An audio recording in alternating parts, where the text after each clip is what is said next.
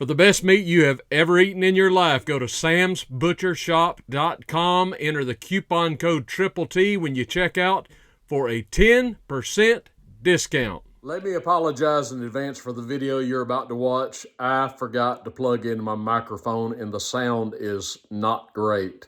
So I apologize for that. It'll be better the next time, I promise. Enjoy it if you can. I've been noticing some shadow on my videos, and I was talking to Marina about it, and she said, "It's your hat. Take off your hat." So there goes the hat, and maybe we'll get rid of some shadows. Let's just see how it goes. Plus the fact, your mama always said, don't wear your hat inside.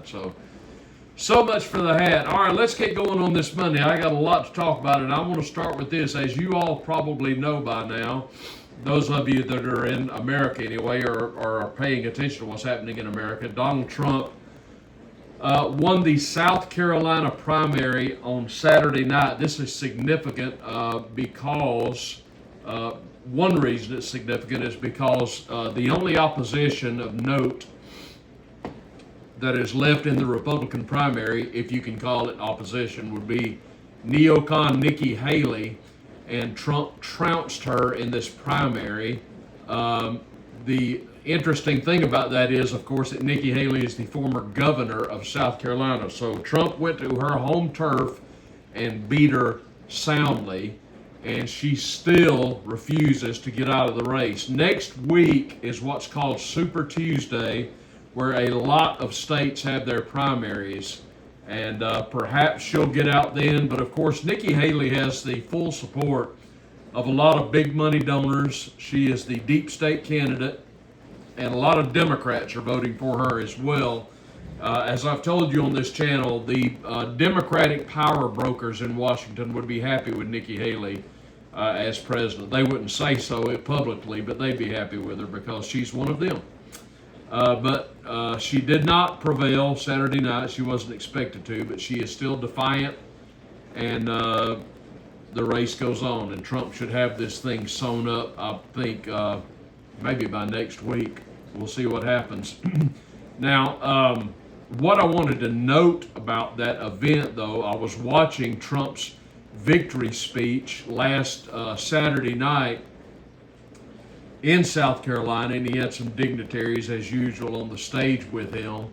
But one of the people he called up to the platform to say a few words to the crowd was South Carolina Senator and neocon extraordinaire Lindsey Graham. I call him McCain because, of course, he is the former faithful ward of the late Senator John McCain of Arizona. That's a pretty bad McCain impression. But McCain is, not McCain, Graham was called up to the stage, and when Trump invoked Lindsey Graham's name, there was a very loud chorus of boos that greeted him, and Trump had to acknowledge it. And he deftly tried to defend Lindsey Graham, but there's no defending. The people know who this guy is. He's just a clown. He's a neocon. I wish that the people of South Carolina would turn him out of office. Maybe they will before it's all said and done. But of course, he got booed, and I was loving that because Trump needs to distance himself from this guy. He does, Trump is exasperating to me. Of course, you have to support him because there is no other choice. He wasn't my original choice, but naturally it's coming down as things stand now between Trump and Biden, and you've got no choice but to support Trump. I do like Trump in a lot of areas, but of course he's a fiscal nightmare. And, he gives his ear to people like neocon Lindsey Graham, and he should not. Lindsey Graham is a man who probably wakes up in the morning and says the Pledge of Allegiance to Ukraine, because apparently Lindsey is one of these politicians who believe that though you be an official with the United States, though you be in Congress of the United States, though you be a senator for the United States, you're apparently more preoccupied with Ukraine. And I'm thinking, Lindsey, why don't you go run for office in Ukraine? I don't know if any of you saw a recent interview that Glenn Beck did with Tucker Carlson, but he was talking about the people like Lindsey Graham and Mitch McConnell and Chuck Schumer, who apparently care more about what's going on in Ukraine than they do in the nation for which they are representing. Give me $65 billion more for Ukraine, but you don't hear anything about America. What about us? What about us, Lindsey?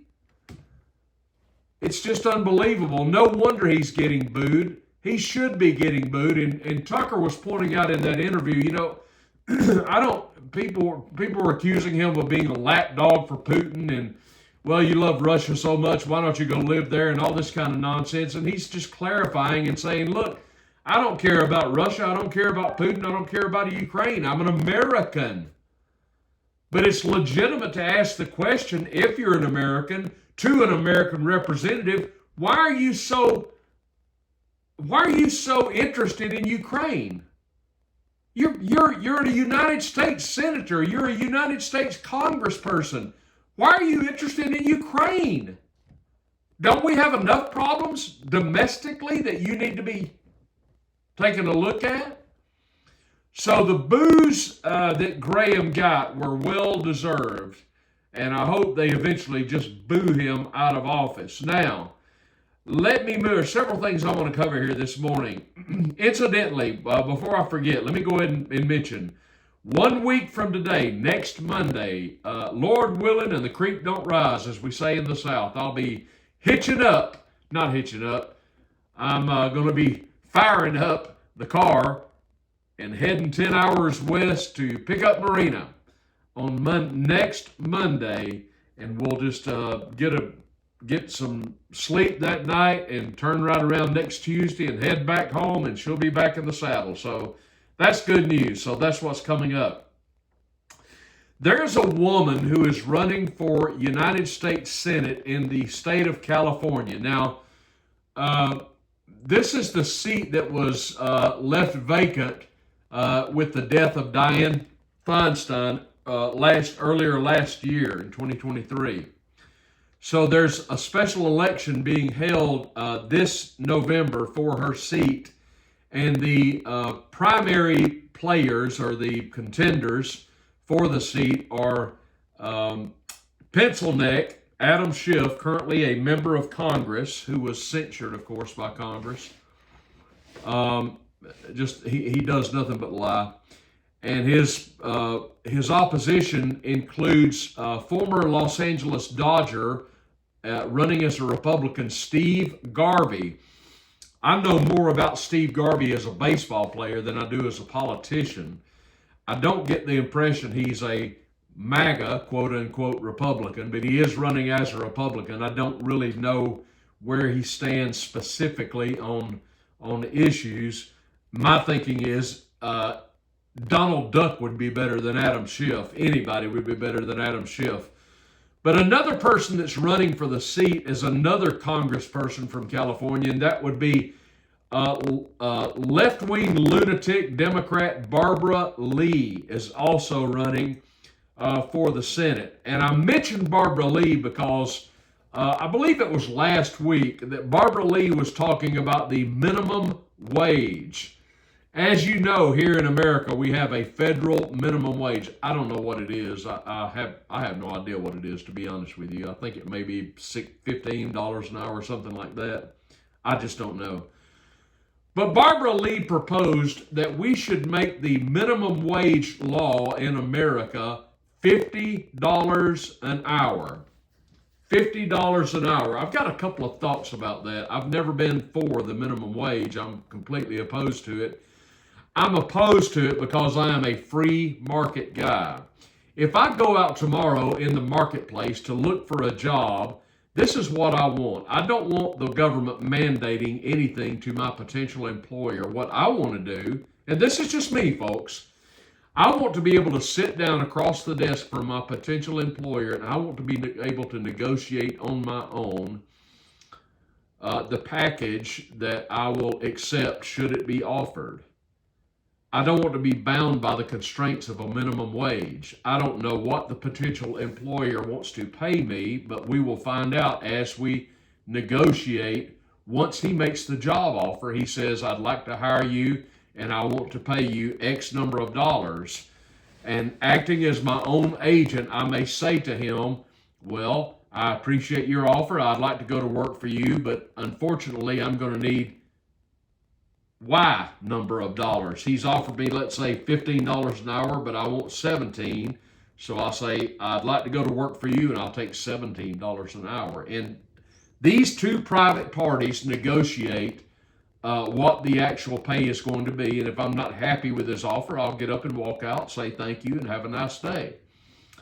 Or if I like his offer, I'll take it, and I'll work for the sum of money that we have agreed upon. But what I want to ask Barbara Lee is simply this: why do you stop at $50 an hour? If the minimum wage is a really good idea, then why don't we make it federal law and make it $100 an hour?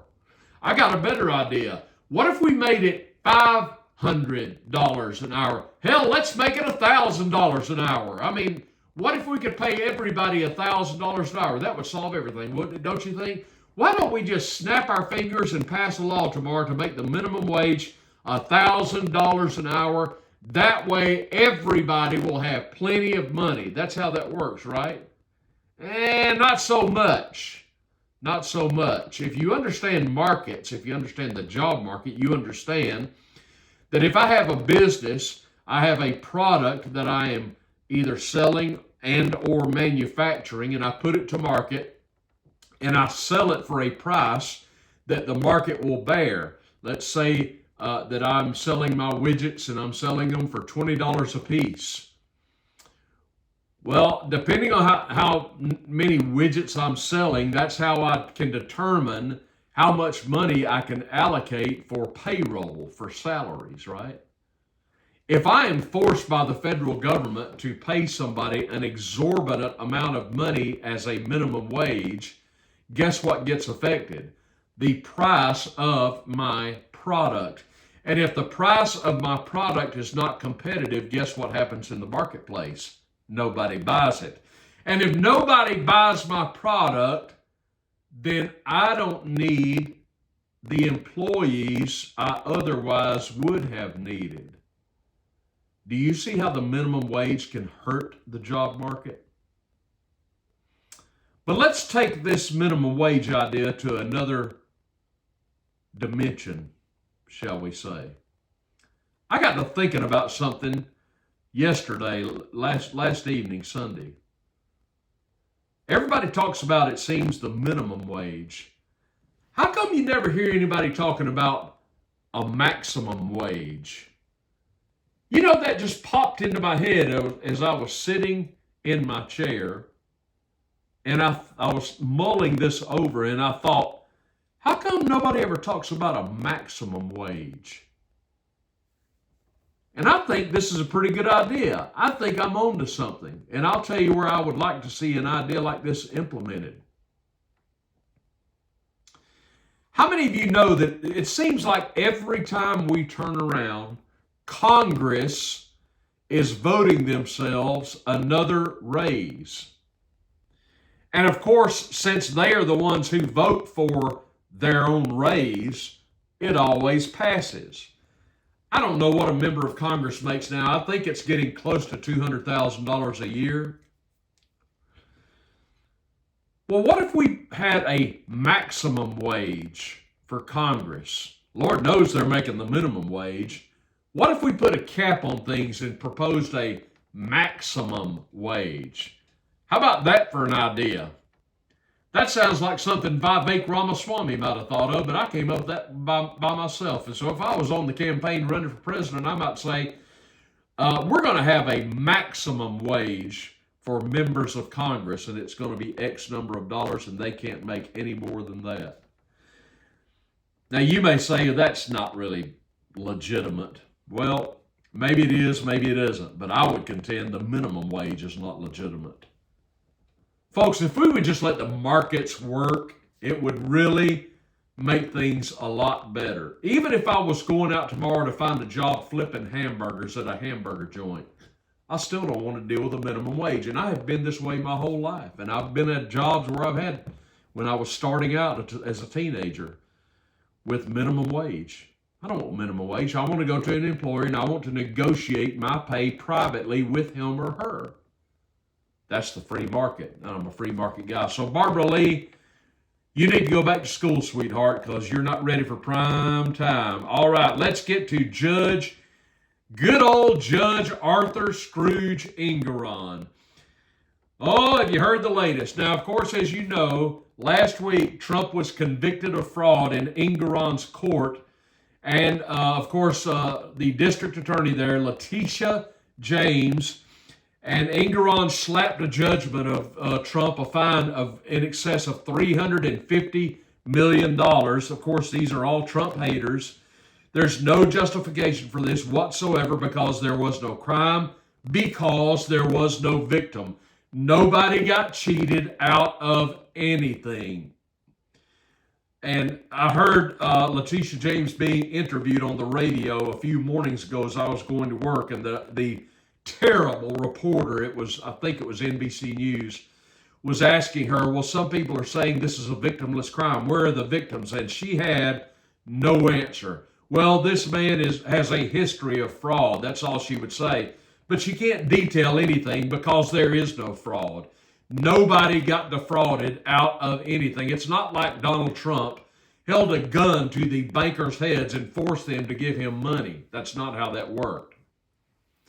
Well, they're going with a full court press, and they're saying not only have you been fined $350 million, but you got to pay it right now. Right now. And if you don't, we're going to tack on exorbitant interest that is going to multiply on a daily basis. It's going to just compound. They are doing everything in their power to wreak havoc with Donald Trump, and it's all under the guise of Judge Arthur Scrooge Engoron. Of course, Trump is appealing this. Well, the latest news about good old Judge Scrooge Engoron is this. Apparently, Judge Engoron was carrying on, as we say in the South, with a woman other than his wife, Judge Arthur Engoron. This appeared in the Jewish Telegraph Agency in 2002 by way of the Gateway Pundit, which published this just the other day. They did some digging. And listen at what this article says, a couple of paragraphs for you. Nathan Lewin, a defense attorney for the Union of Orthodox Rabbis of the United States and Canada, said the court's January 23rd ruling against his client and several pretrial decisions is suspect because of that relationship of which he was not informed until late last month. This is from 2002. Lewin is defending the rabbis in an $11 million defamation suit filed by Helen Seeger of Borough Park, who claims their decision to allow her husband to remarry without requiring him to grant her a rabbinic divorce is in effect labeled her an unfit spouse. Now listen to this, folks. Lewin said in court papers that the law secretary, Arthur Engoron, claims he only began dating the secretary of the opposing counsel, Christopher Sullivan, on May 10th. But Lewin said Sullivan's actions in the case may have been influenced by information he received from the woman, identified in the papers only as Sue. And Lewin noted that Engoron was drafting later decisions and communicating with the judge about this case during the time he was dating Sue. Well, Judge Scrooge Engoron playing hanky-panky in the court. This man is so unfit to be a judge, and he is a well-documented Trump hater, as is Letitia James, who campaigned for her office and stood out in the public, in the streets with a bullhorn before she was elected, talking about how she was going to bring down Donald Trump, and she has done her best to do exactly that. All right, one more thing here. As you may know, the occupant of the White House, Joe Biden, has slapped yet even more sanctions on Russia. This is from Reuters.com. U.S. targets Russia with hundreds of sanctions over the Ukraine war and the Navalny death. As Tucker Carlson said about Alexei Navalny the other day, People kept asking me, why do you care so much about Alexei, or why aren't you reporting about Navalny's death? And Tucker said, I don't care about him. And I thought, that's the point. If you're an American, why do you care so much about this guy? And he went on, of course, to make the point I've been making, that, of course, Joe Biden is so upset that Navalny died in prison, but of course he couldn't be bothered to say one syllable about an American citizen held in a Ukrainian jail, Gonzalo Lira.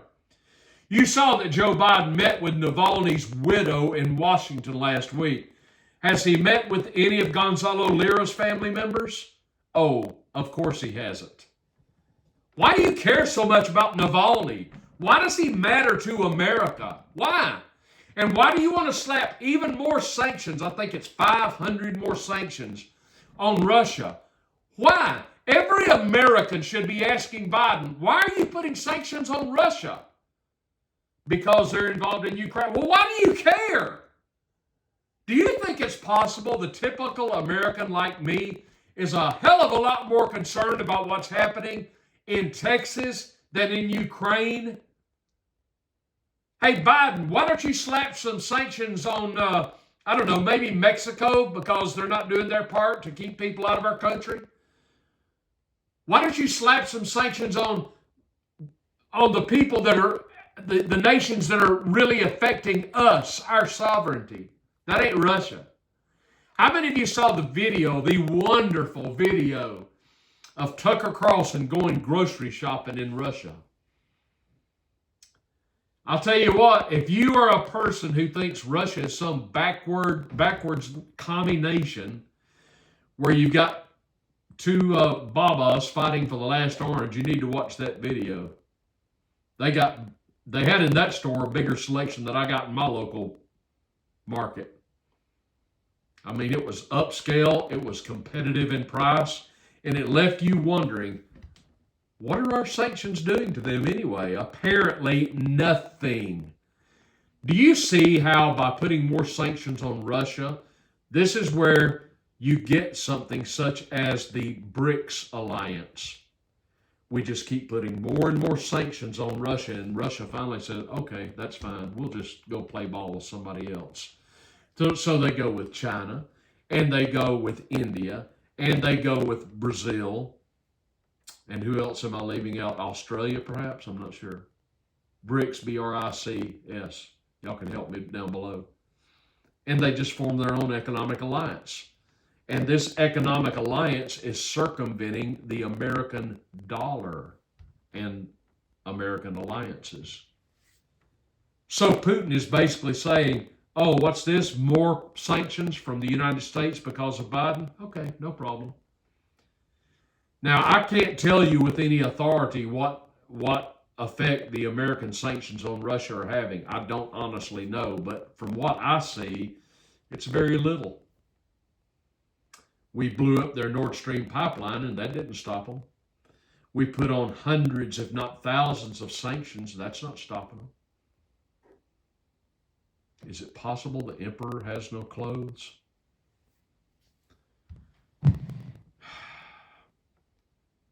That's what's going on today.